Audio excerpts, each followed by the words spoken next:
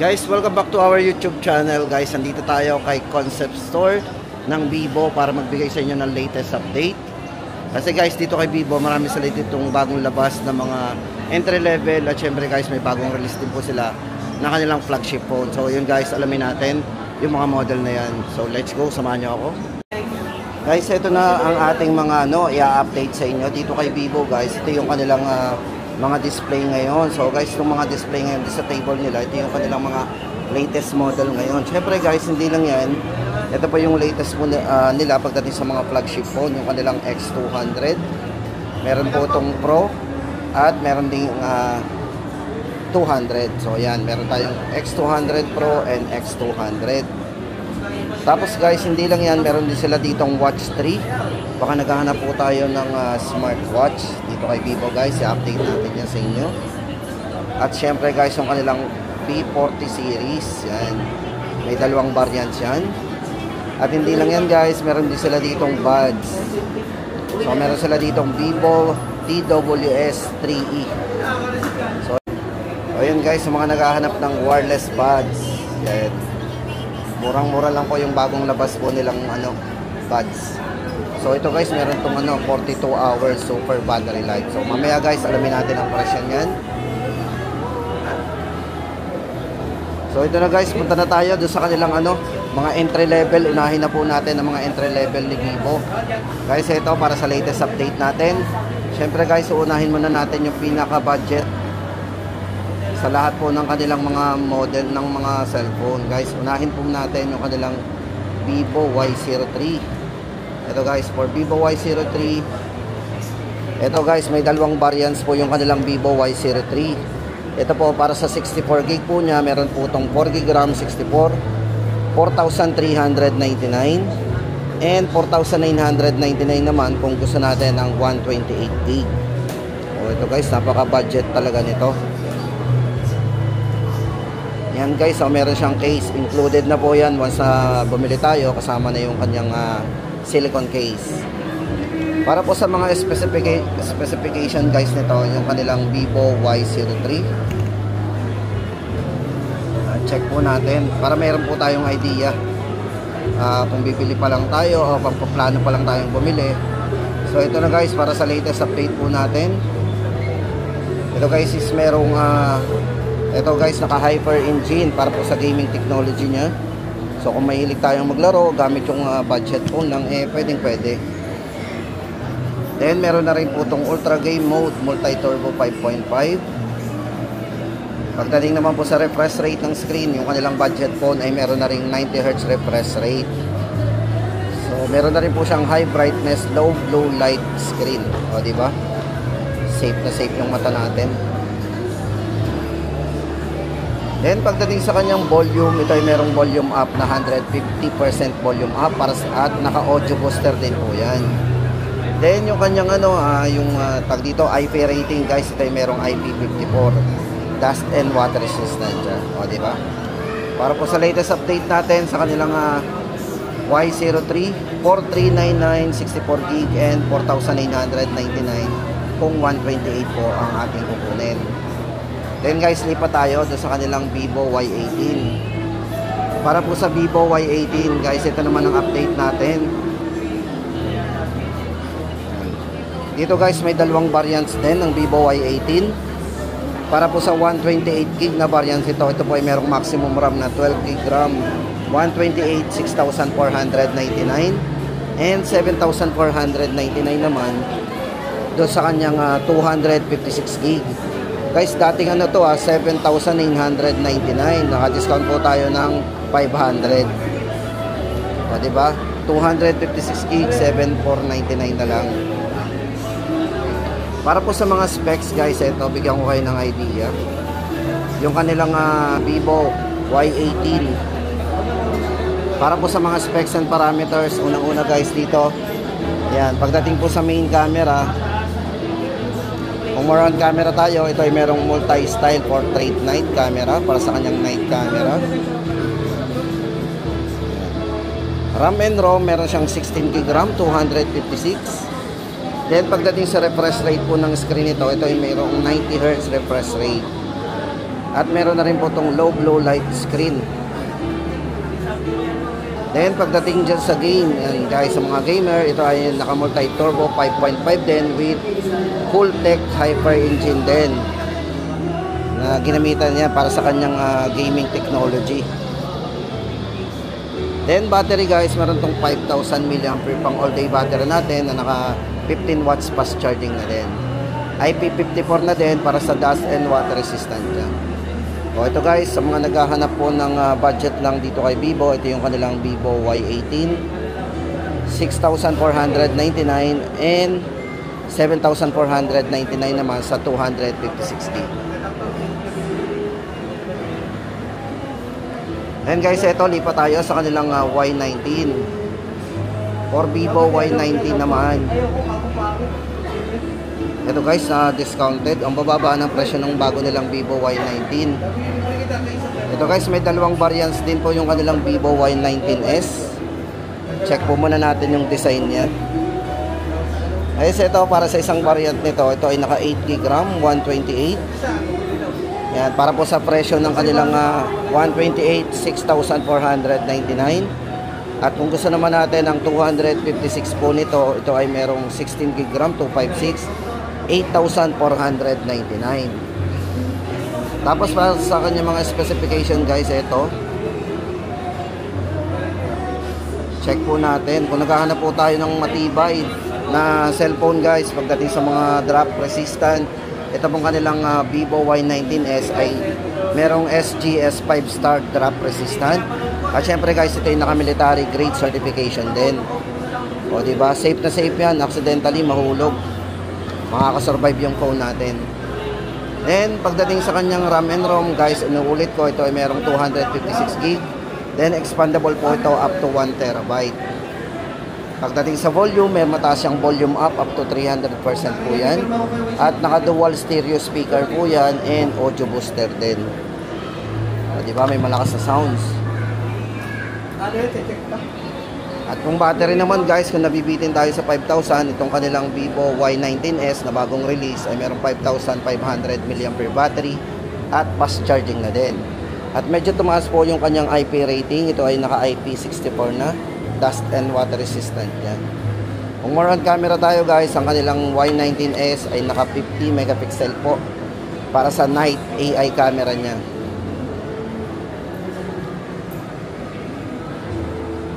O diba? Ganda. Ayan guys, ang update natin sa kanilang Vivo Y19s. O ito, lipat na po tayo sa kanilang Vivo Y28. Then guys, ito naman ang kanilang Vivo Y28 para po sa ating latest update dito kay Vivo Y28. Guys, tingnan nyo naman, napakaganda naman yung kanyang design. O diba? Ito guys yung bagong color nila. Guys, ito for Vivo Y28, yung hawak po natin, ito ay merong maximum RAM na 16GB RAM, 256 po ang kanyang internal storage. Yan, para po sa kanyang mga specs and parameters. Guys, kung hanap natin ay may mataas na battery. Ang Vivo Y28 po ay merong 6,000 mAh big battery with 44, oh yeah, di ba, napakabilis itong mag-charge, 44 watts fast charging. At syempre guys, napakaliwanag ng screen nito kasi ito ay naka-high brightness with eye protection display.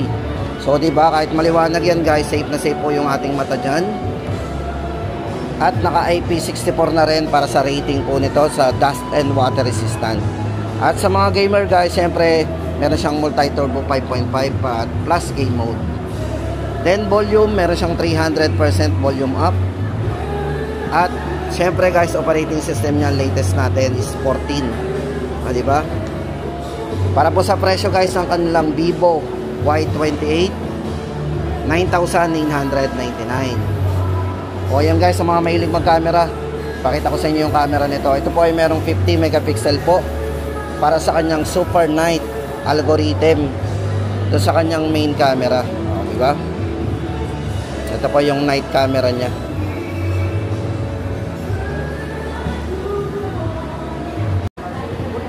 Tapos guys, ito naman para sa latest update natin ng kanilang Vivo V40 Lite. Ito guys, may tatlong variants po ito. Para po doon sa isang variant nito na 256 gig. Meron po itong 4G at meron siyang 5G.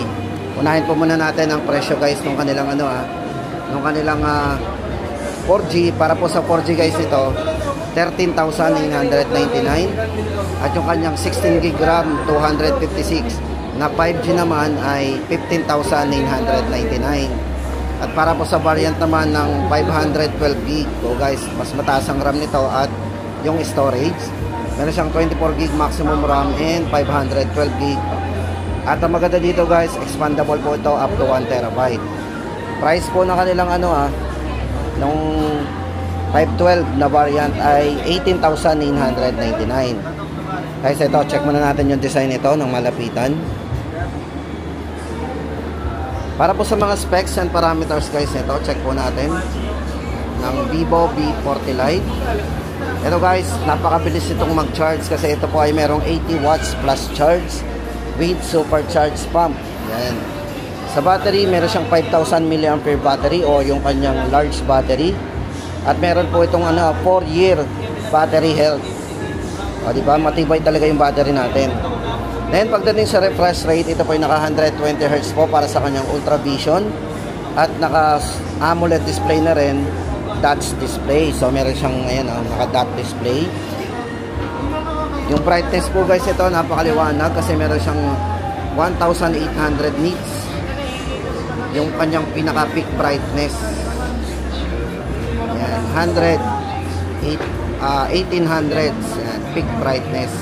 At syempre guys, sa mga mahilig mag-camera, ang kanilang B40 Lite 5, B40 Lite is merong 40 megapixel po na naka AI Aura Light Portrait. O, diba? Tapos sa maganda dito, meron siyang wide angle din. Naka wide angle po yan. Then yung kanyang chipset guys, ito sa mga nagtatanong ng chipset ng B40 Lite, ito po ay naka Snapdragon na naka 4 nanometer na. O diba? Napakalakas. At ang volume po nito 300%, dual stereo speakers and audio booster. Para po sa presyo guys, ito ulitin po natin ang price ng kanilang B40 Lite 5G. Yan, para po sa 256 po 13,999 ang 4G. Then ang 5G po ay 15,999. And yung variant naman na 512 GB ay 18,999. O ito na guys, baka naghahanap po tayo ng budget lang na na wireless buds. Dito kay Vivo, yung kanilang, ito po yung kanilang Vivo TWS 3E. Ayan. Guys, ito napakamura po nito. Ito po ay 1,999 lang. O, sa mga naghahanap po ng murang buds. Ito guys, maganda dito sa kanilang Vivo TWS 3E. Pagdating sa battery guys, ito sa tumatagal po ito ng 42 hours. Yan. Siyempre guys, maganda rin ang sound dito kasi ito ay naka DeepX sound effects. Water resistant din na IP54. Then meron siyang 88 minutes super gaming low latency. O di ba? Sa mga gamer pwede natin gamitin 'yan. At super noise reduction din. At hindi lang 'yan guys, hindi lang po 'yan guys, mabilis maganda po 'yung ilagay sa tenga natin, napaka-komportable. Kasi ito po ay ginamitan ng super comfortable in-ear wearing. 1,999. Tapos guys, ito na, kumustahin naman natin yung kanilang Vivo V40. Para po sa Vivo V40 guys, may dalawang variants po ito. Isang 256 GB and 512 GB. Ito guys, napakanipis naman ito. Naka-curve. Ito guys, para sa ating latest update po sa kanilang Vivo V40 5G. Para po sa dalawang variants nito guys, check natin. Check po natin yung kanyang mga specification. Ito guys, kung more on camera tayo, tamang-tama sa inyo ang V40 5G. Kasi guys, ito ginamitan to ng size camera, o di ba? Yung all main camera po nito ay naka-size camera. Meron po siyang size multifocal portrait, size cinematic portrait video sa mga mahilig mag-video diyan. At syempre guys, meron siyang AI Aura Light Portrait and AI 3D Studio Lightning. O, diba? Kung more on camera tayo. At saka napaka-smooth po ng video nito kasi ito ay with OIS, yung tinatawag nating optical image stabilization. At pagdating sa camera din at video, meron din siyang 0.6 o yung ultra wide angle natin. Then sa battery guys, medyo tumaas po ang battery nito, medyo mataas, 5,500 mAh battery. At ginamitan po ito ng Blue Bolt battery. 80 watts po yung kanyang fast charge, napakabilis na niyan. Then pagdating sa IP rating guys, napakataas po ng IP rating nito kasi ito ay merong IP68 and IP69 para sa dust and water resistant. Halos hindi na po mapapasok ng tubig talaga yan kasi taas ng rating nito. Yan po para sa kanyang processor guys, ito ay ginamitan ng Qualcomm Snapdragon 7 Generation 3 mobile platform. Yan. Titin po natin guys, ang presyo po ng kanilang 256GB, 26,999 and 29,999 naman kung 512GB. Ayan guys, ang update natin sa kanilang Vivo V45G. Ito na guys. Ito watch nga pala guys, sa mga naghahanap nga pala ng watch. Dito kay Vivo guys, ito yung kanilang bagong release na watch o yung kanilang smartwatch. Rubberized po yung ano nito, yung pinaka bracelet. Ito guys, may dalawa pong ano to presyuhan. Guys, itong kanilang Vivo Watch 3, meron po itong Moon White Leather. Ang price po ng Moon White Leather po nito ay 14,999 and 13,999 naman itong Asteroid Black Clover. Yan. Para po sa mga specs and parameters po o yung overlook po nitong kanilang Watch 3, guys, ito accurate health data detection. O syempre yung monitoring natin ng mga health Tapos ito ay merong 16 days of super long battery life. So napakatipid ng battery nito. Kahit isang beses lang tayo mag-charge ay magtatagal na yung standby nito up to 16 days. Then yung display guys, napaka-vivid. Kita nyo naman kasi ito po ay naka-AMOLED display na rin. At meron po siyang NFC 4 cards in quantity. O diba? Cross device interconnection. Pwede natin i-connect yan sa mga devices. At meron po siyang 36 gram lightweight design. Napakagaan po nito. Yan. Price update po natin dito. Dalawang variant po yan. 14,999 kapag Moonlight Leather. Leather po yung bracelet.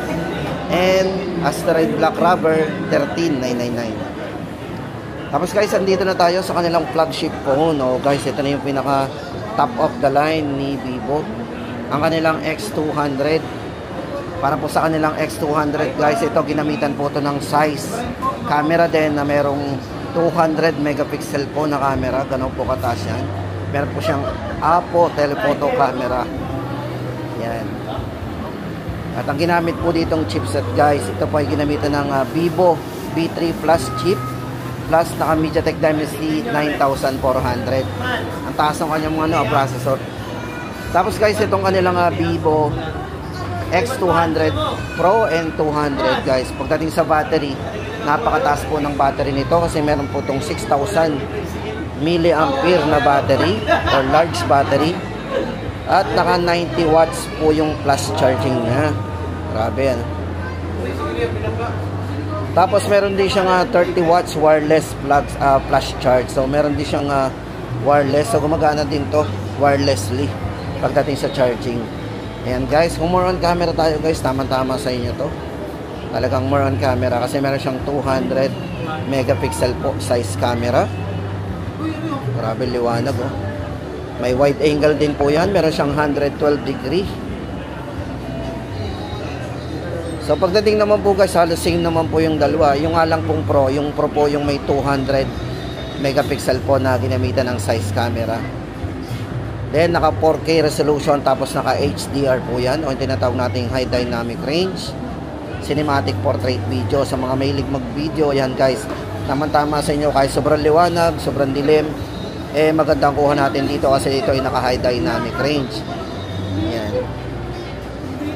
IP68 and IP69 na rin po pagdating sa IP rating sa kanyang dust and water resistant. 120 Hz po yung refresh rate ng screen nito. Napaka smooth.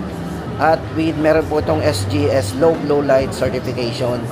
So ayan, safe na safe yung ating mata dito. Ayan guys ang ating update sa kanilang Pro para po sa presyo ng kanilang X200 Pro, 69,999. Then yung kanilang X200 naman, halos same naman po guys. Ito yung kanilang 200. Same po itsura. Hindi nagkakalayo yung design. Ito po yung 200 Pro. Tama ba? X200. So pares lang pala yung design.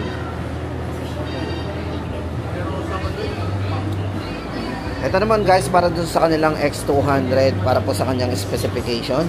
Pagdating sa camera guys, ginamitan po ito ng 50. Yan, 50 megapixel size technology camera with Sony IMX 882 sensor po ang ginamit. Then pagdating naman doon po sa kanyang true color na main camera with Sony IMX naman na ginamitan ng 921 sensor. Sobrang taas din po ng ginamit na sensor dito. So meron din siyang 50 megapixel size ultra wide angle camera. Check po natin. So naka 50 MP na rin po yung wide angle nito. Pagdating po sa chipset, ito nga po ay naka MediaTek Dimensity 9400. At sa battery po, ang kanilang X200 ay merong 5,800 mAh large battery, naka 90 watts plus charge din. Pagdating po sa refresh rate ng screen, ito ay naka 120Hz refresh rate na naka AMOLED display na rin yung screen. At matibay po ito guys, syempre with SGS na rin. Ito guys, pagdating nga pala sa display, ang maganda dito, hindi masakit sa mata. So meron siyang low blue light certification din. Ito na guys, para sa latest update po natin sa presyo ng kanilang X200, 57,999.